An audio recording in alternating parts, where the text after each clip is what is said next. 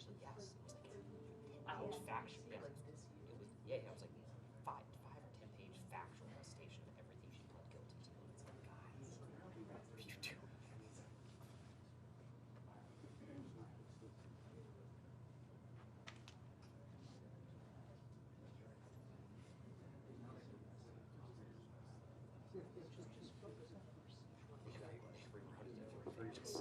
From 31 to 30, I was like, great.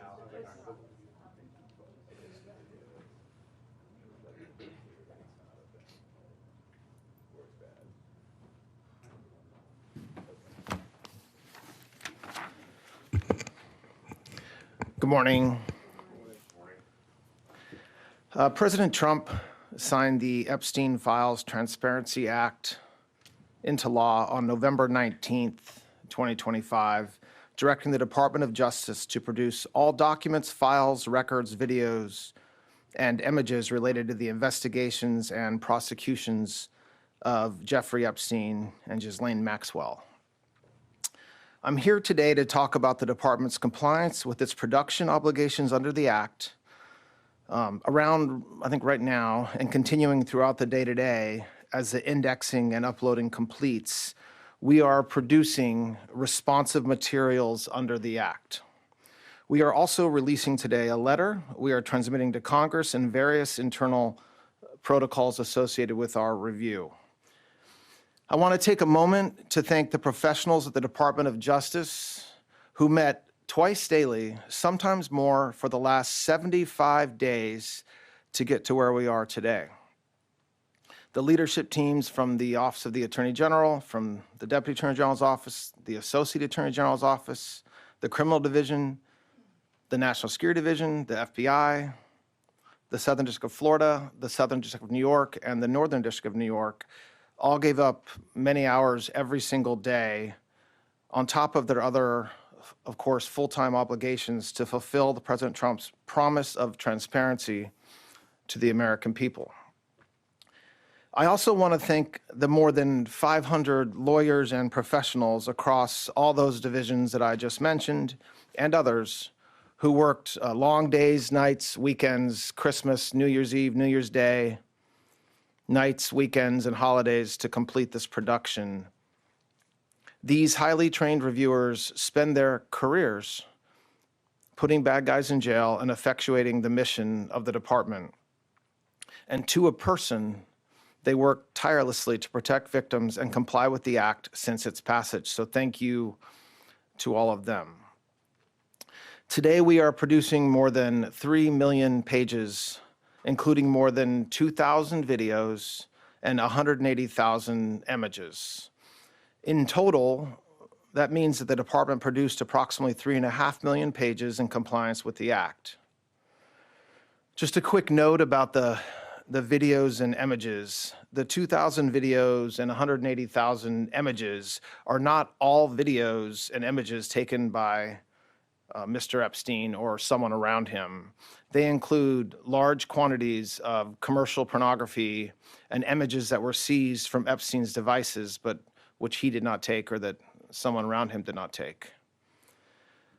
Some of the videos, though, and some of the images do appear to be taken by Mr. Epstein or by others around him.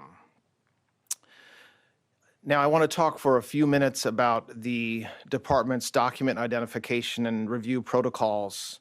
It consisted of multiple layers of review and quality control designed to ensure compliance under the Act and protect victims. On top of the review protocols that the department had in place, the United States Attorney's Office for the Southern District of New York employed an additional review protocol to ensure compliance with a court order requiring United States Attorney Jay Clayton to certify that with respect to certain materials, a large quantity of the materials, a rigorous process was undertaken to protect victims against any clearly unwarranted invasion of their personal privacy.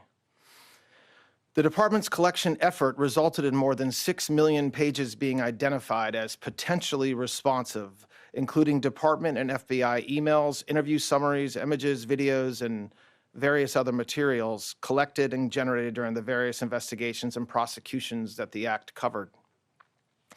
We erred on the side of over-collection of materials from various sources to best ensure maximum transparency and compliance, which necessarily means that the number of responsive pages is significantly smaller than the total number of pages initially collected. That's why I mentioned a moment ago, we're releasing more than 3 million pages today and not the 6 million pages that we collected. I want to address what we didn't produce. The categories of documents withheld include those permitted under the Act to be withheld: files that contain personally identifiable information of victims or victims' personal and medical files, and similar files, the disclosure of which would constitute a clearly unwarranted invasion of personal privacy. Any depiction of CSAM or child pornography was obviously excluded. Anything that would jeopardize an active federal investigation. And finally, anything that depicts or contain images of death, physical abuse, or injury, also not produced. Although the Act allows for withholding for items necessary to keep secret in the interest of national security or foreign policy, no files are being withheld or redacted on that basis. Further, as we previously stated in our December 19th letter of last year, the department withheld or redacted files covered by various privileges, as we always do, including deliberative process privilege, work product privilege, and attorney-client privilege. As you all know, under the Act, the department must subsequently submit to the House and Senate committees on the judiciary a report listing all categories of records released and withheld, a summary of redactions made, including the legal basis for such redactions, and a list of all government officials and politically exposed persons named or referenced in the Act. We will do so in due course as required under the Act. I want to talk for just a moment about the redactions that will be obvious to anyone who reviews the materials that we just produced today. In addition to the documentary redactions, which includes personal identifying information, victim information, and other privileges, there is extensive redactions to images and videos. To protect victims, we redacted every woman depicted in any image or video, with the exception of Ms. Maxwell. We did not redact images of any men, unless it was impossible to redact the woman without also redacting the man. To this end, though, and to ensure transparency, if any member of Congress wishes to review any portions of the responsive production in any unredacted form, they're welcome to make arrangements with the department to do so, and we're happy to do that. I want to talk for a minute about something that is important. Every single day of the year, the Department of Justice investigates and prosecutes those who abuse and traffic young women and children. Just last year, the FBI located over 2,700 victims of child exploitation. The Department of Justice found and terminated 3.8 million dark web pedophile accounts. In August, we charged 11 defendants for extensive sex trafficking in Los Angeles of illegal immigrants and underage women. Last month, we charged 5 men who were engaged in a sadistic sextortion network of deranged young men abusing women.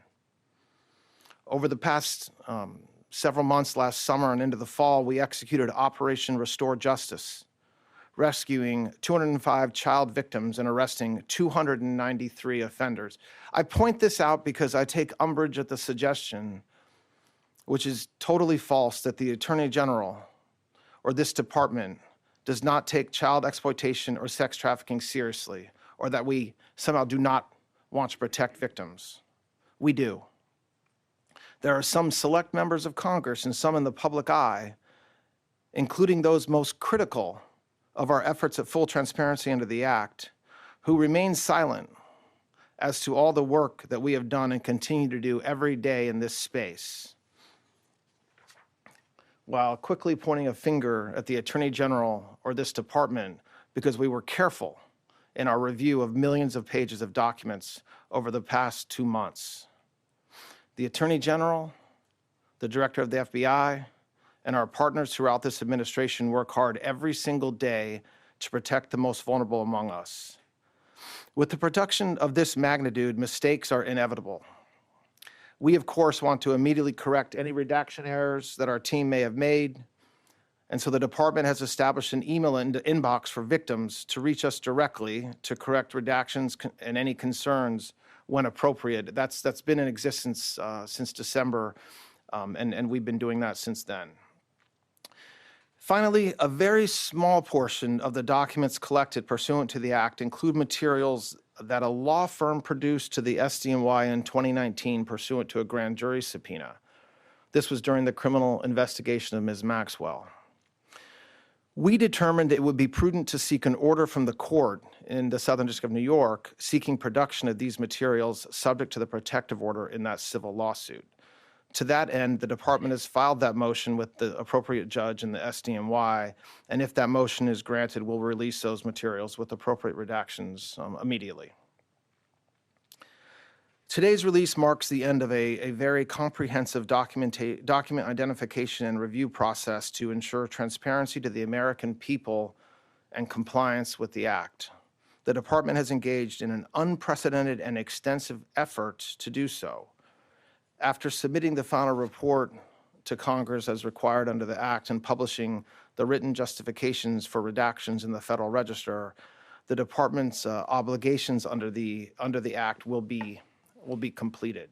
I'm happy to take any questions anybody has about that. Todd, I'd like to ask you about this, and then I have a Minnesota question for you. On the Epstein release today, it was recently made public that Ghislaine Maxwell claims more than 24 men signed secret agreements with the federal government not to be prosecuted. What is your reaction to that, and what does that mean for her case? I read an article that described, I wasn't aware that it was actual men that she's claiming. I thought it was accomplices, which I'm not sure if that's a reference to some of the financial institutions or other individuals that. 25. So yes, I don't have a reaction to her filing. I can tell you that we reviewed, as I just described, every single piece of paper that we have associated with these investigations, Mr. Epstein and Ms. Maxwell, and to the extent that such arrangements exist, I'm not aware of them. And on to Minnesota, if I may ask you real quick, that's in the topic, in the headlines right now. There's new video of a man believed to be Alex Preddy, who's spitting, who's kicking out a taillight of a law enforcement vehicle. Does that change the perception of a potential DOJ investigation? Is there going to be a civil rights investigation into his death?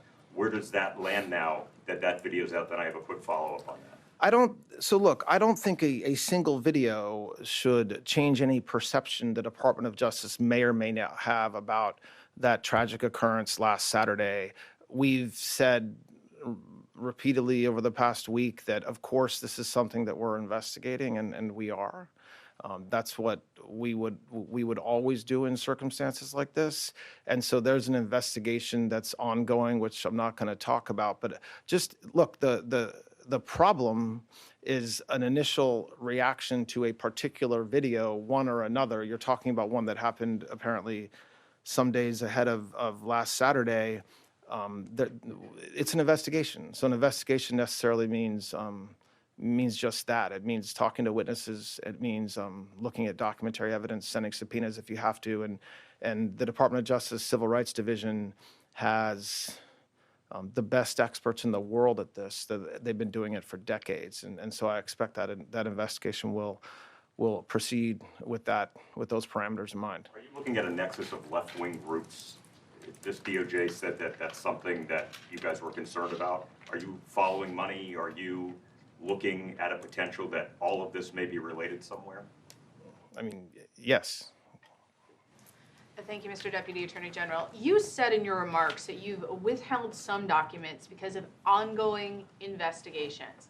I've done this long enough to know you can't comment on ongoing investigations, but can you say a little bit more? Because as you know, the department has been criticized for not bringing charges against more people. Are there still open investigations related to Jeffrey Epstein?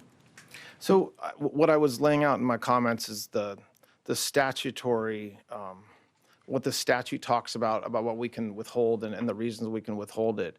I wasn't pointing to any particular, I wasn't trying to be coy or otherwise suggest there's some investigation. As you all know, Jay Clayton in New York is in charge of any potential investigations, and I'm not going to comment beyond that on that. You were referring to Clayton. Excuse me? You were referring to Clayton's investigation. I wasn't referring to anything. I was just saying that Congress, in their wisdom, allowed us to withhold documents if there were ongoing criminal investigations. That's one of the 4 reasons. I wanted to make clear with respect to any national security information that we were not withholding. There's not some tranche of super secret documents about Jeffrey Epstein that we're withholding. We're actually not withholding anything based upon NDI. So. Deputy Attorney General Blanche, thank you for your time. 2 questions for you. Number 1, pushing politics aside and everyone else aside, some of the victims of Epstein have expressed frustration with the entire process. I want to give you the opportunity to speak directly to them. Well, I don't know what you're speaking to. I mean, if there's frustration with, quote, the entire process, same here. I mean, you have a situation where for many, many years, nobody even breathed a word about Jeffrey Epstein. And then all of a sudden, it was all anybody would talk about going into the last spring and summer, culminating in the passage of the Transparency Act. And President Trump has said for years what I think everybody will find to be exactly true, which is detailing his relationship and lack thereof with Mr. Epstein and what he thought about Mr. Epstein. And notwithstanding what the department has been saying for a very long time, we're still where we are today. Listen, victims of Mr. Epstein have gone through unspeakable pain, and there's nobody that should say anything differently. And I to the extent that there's frustration, I understand where that comes from, just from what we know about Mr. Epstein. I hope that the work that the men and women within this department have done over the past 2 months hopefully is able to bring closure. I think that what we told our reviewers is that was the goal. You know, there's this mantra out there that, the Department of Justice is supposed to protect Donald J. Trump, and that's what we were telling. That's not true. That was never the case. We are always concerned about the victims. When we said that we were not legally allowed to release documents, that's a fact. That was true. It remains true today. And then with the Act's passage, we are able now and directed to release documents, which is what we are doing.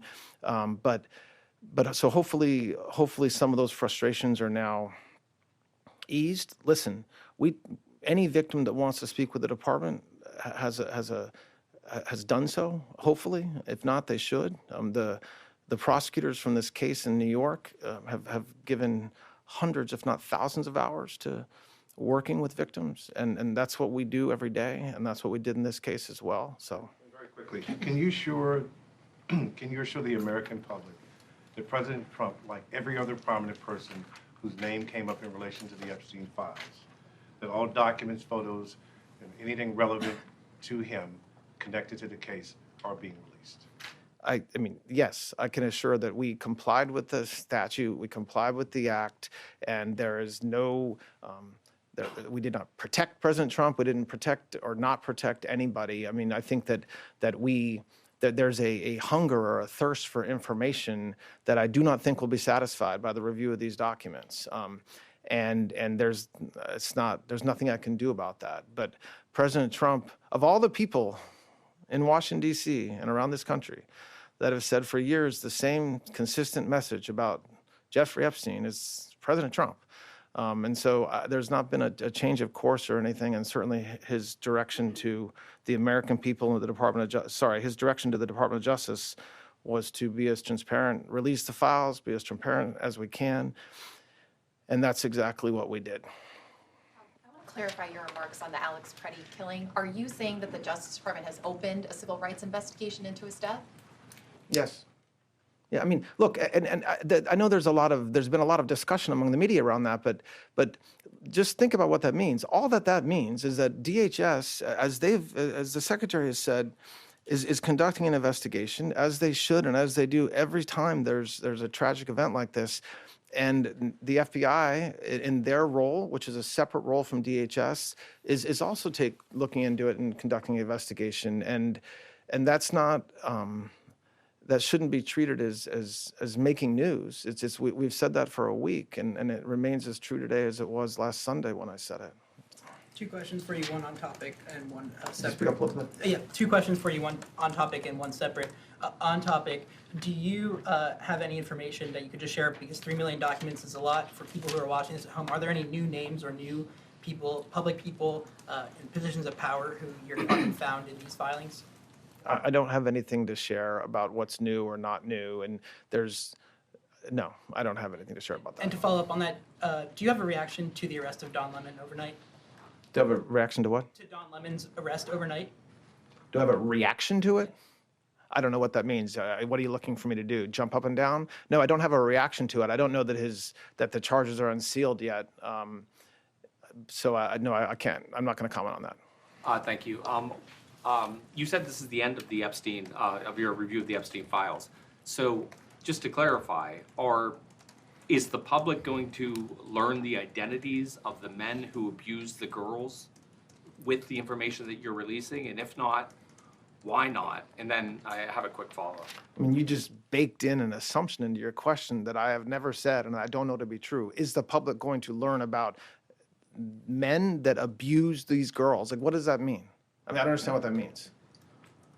Well, I mean, they're the men who abused the young women through Epstein's, Look, we said in July, and it remains as true today as it was in July.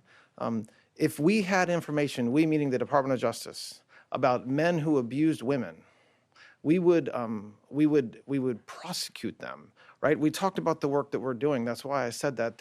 I said this earlier. There's this built-in assumption that somehow there's this hidden tranche of information of men that we know about that we're covering up or that we're choosing not to prosecute. That is not the case. I don't know whether there are men out there that abuse these women.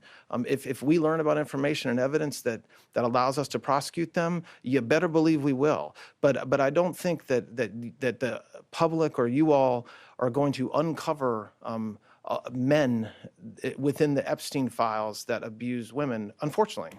Okay, then just to follow up, on the investigation into Federal Chairman Jerome Powell, is the Justice Department, what's the status of that investigation? Now that President Trump has nominated a new Fed chair, is the Justice Department looking to bring a close to the investigation into Chairman Powell as soon as possible? I don't have a comment on that, on the subpoenas that were issued. I don't think the timing of President Trump's decision to nominate somebody is a controlling factor in any investigation. Hi, I just wanted to follow up on Alana's question. So you're saying that the shooting investigation of Alex Preddy is now a civil rights investigation. You're implying that that's always been the case.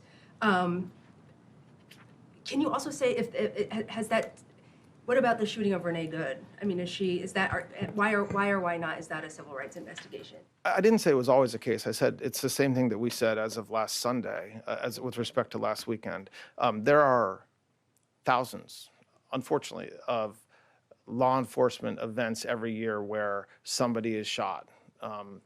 The Civil Rights Division of the Department of Justice does not investigate every one of those shootings. There has to be circumstances or facts, or maybe unknown facts, but certainly circumstances that warrant an investigation. So when I talked about last weekend, and when others have talked about this week, the fact that President Trump has said repeatedly, of course, this is something we're going to investigate.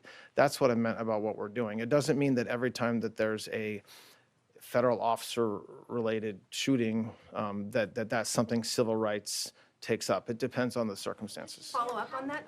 Can you Go just, ahead. I know you can't be specific about details of the investigation, but can you kind of just characterize the scope of the Preddy investigation, what kinds of things that they'll be looking for, and who's involved?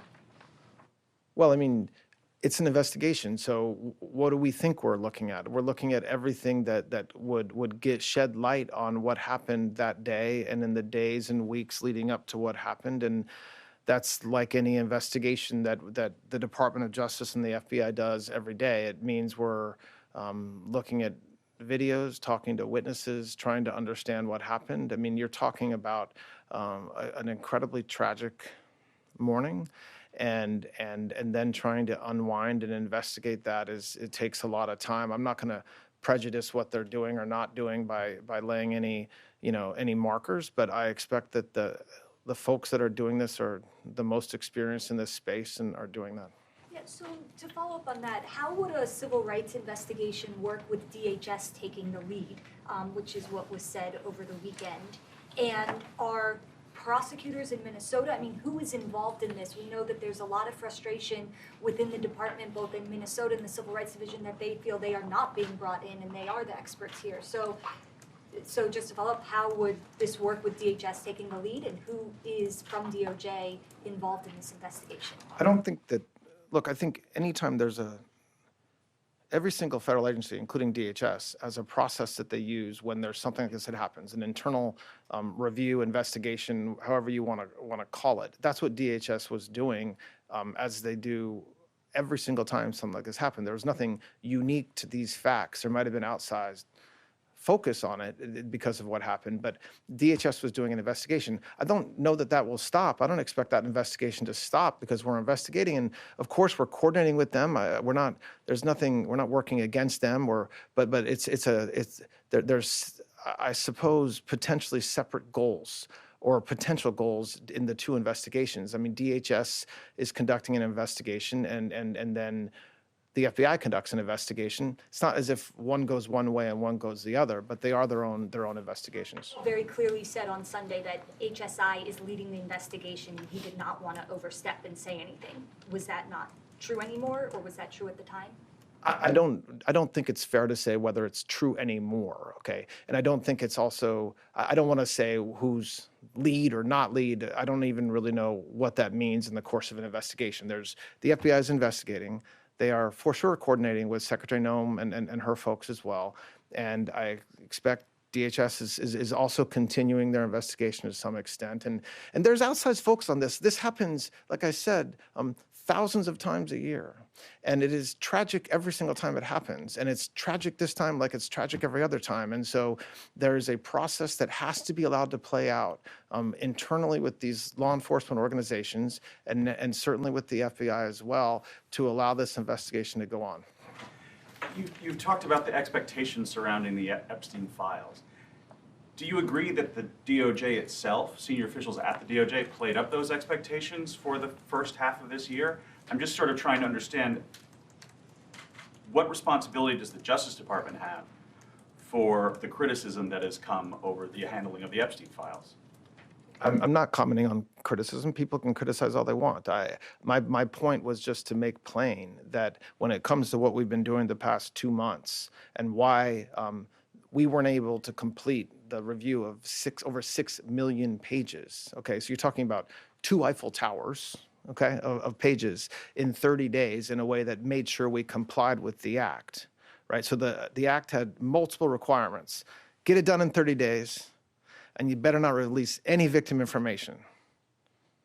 All right, so there's a lot of statutory construction, there's a lot of case law that exists that says that if those two are in conflict, we obviously are not violating the 30-day requirement by taking our time to comply with the act. And so my comments were directed at this idea that because we didn't review the 6+ million pages within 30 days, somehow the Attorney General doesn't care about victims or is further doing damage to victims because of that, because exactly the opposite is true when it comes to the Attorney General. Sir, I have questions on Epstein and Minnesota. First on Minnesota. For transparency, would you commit to releasing the body cam video from federal officers that was involved in that shooting and their names at a point when the investigation can allow that? Will you make that public? And I did not hear clarity on whether Renee Good's case is also in the civil rights realm. I'm not committing to anything with respect to that investigation. That would be completely unfair to the investigation itself for me to stand here and commit to something for any reason. It depends. It depends on what happens with the investigation, and that's a decision that was made by the folks that are working the investigation. As it relates to Ms. Good, I don't, like I said before, there's investigations that happen all the time with respect to shootings like what happened last Saturday, and cases are handled differently by this department depending on the circumstances. On Epstein, sir, if I may just ask one on that, please. You mentioned a letter to Congress. How and to whom did you notify the White House about the production that you're announcing today before you came out and spoke to us? How did I do what? Notify the White House. What was your interface with the White House? You said there's a letter to Congress. Who did you update at the White House about this? Well, I don't know. I don't really understand the question. You mean who did I update? Did you provide them an explanation of what today's release would be? Look, my team has certain communications with the White House. Let me just be clear. They had nothing to do with this review. They had no oversight over this review. They did not tell this department how to do our review, what to look for, what to redact, what to not redact. They absolutely knew that I was doing this press conference today and that we were releasing the materials today. But there's no oversight by the White House into the process that we've undertaken over the past 60 days. I wanted to ask a question about the evidence in the Alex Preddy investigation. Early on, our reporting showed that the only type of evidence that the FBI initially had in its possession that it was processing for ballistics and DNA, et cetera, was Preddy's firearm. It did not have the two firearms that were used to shoot Preddy. Those were in the hands of HSI, and also there were concerns about chain of custody, things not being properly bagged and tagged, et cetera. Where are the guns now? Are they in the FBI's possession and being reviewed at one of their labs?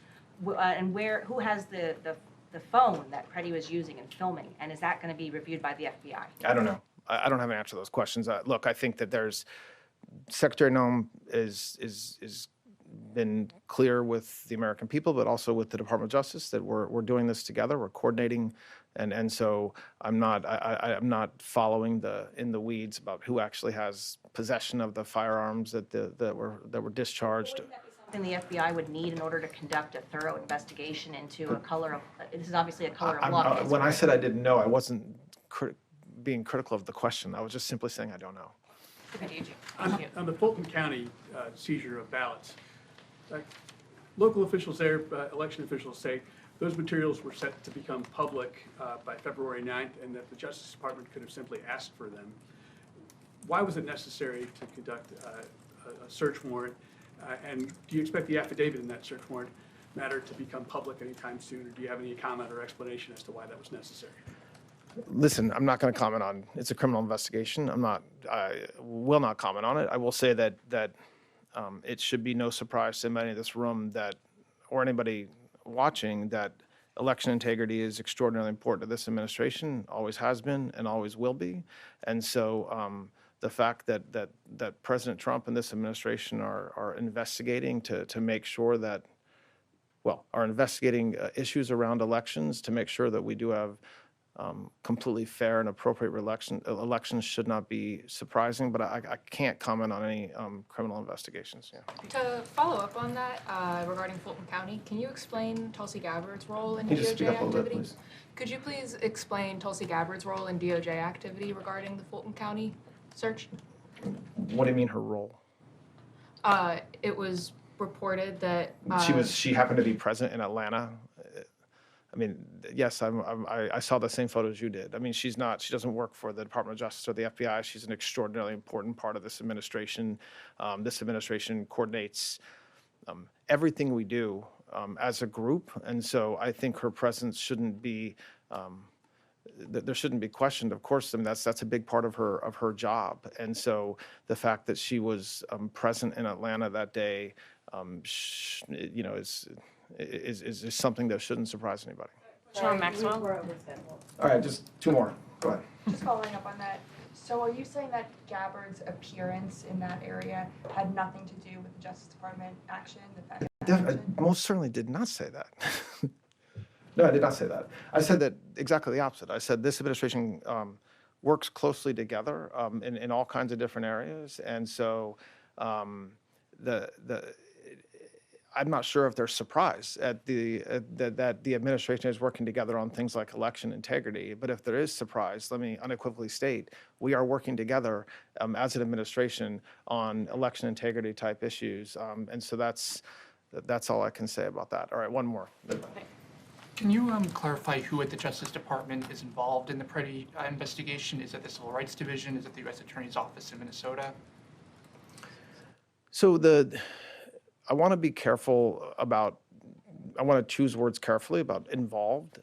Investigations like this are led by law enforcement, so that's the FBI. There's coordination with the civil rights, with Harmeet Dillon's group, and there's trial attorneys there that this is their lives. They've done this for decades. And so to the extent there's questions during an investigation that require a trial attorney to weigh in, or if you need a civil rights attorney to draft a search warrant or help with an investigative process, I expect the Civil Rights Division here at Maine Justice will be part of that effort. But I don't want to overstate what's happening. I don't want the takeaway to be that there's some massive civil rights investigation that's happening. This is what I would describe as a standard investigation by the FBI when there's circumstances like what we saw last Saturday, and that investigation, to the extent it needs to involve lawyers at the Civil Rights Division, it will involve those. All right, thanks a lot, everybody. I appreciate it. Would this shooting merit the same kind of investigation? Do you have comment on the career prosecutors that are resigning in Minneapolis?